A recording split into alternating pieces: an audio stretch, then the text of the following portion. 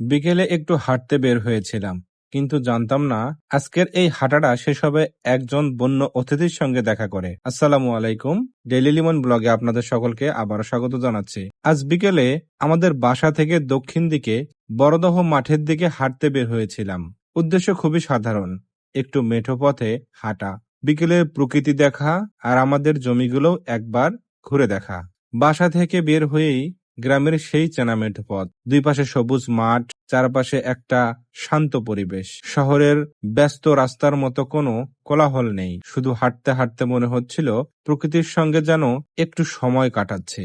ধীরে ধীরে বিকেল গড়িয়ে যাচ্ছিল, সূর্য তখন পশ্চিম আকাশে ঢেলে পড়েছে। গোধূলির আলোয় চারপাশটা একবারে অন্যরকম সুন্দর লাগছিল। হাঁটতে হাঁটতে আমাদের কিছু জমির কাছে গেলাম, জমিগুলো দেখলাম, চারপাশের অবস্থা একটু ঘুরে দেখলাম। আর ঠিক তখনই ঘটল আজকের সব থেকে মজার ব্যাপারটা। দূরে হঠাৎ একটা শেয়াল দেখতে পেলাম।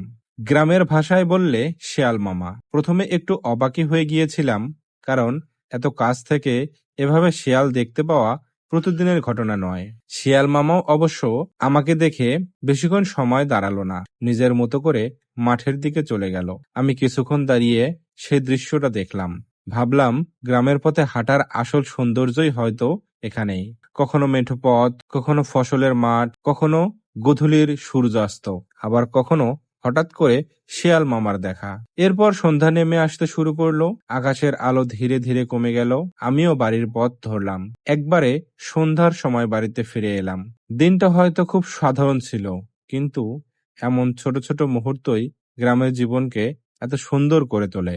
আজকের ভিডিও এ পর্যন্তই। সবাই ভালো থাকবেন, সুস্থ থাকবেন। আল্লাহ হাফেজ।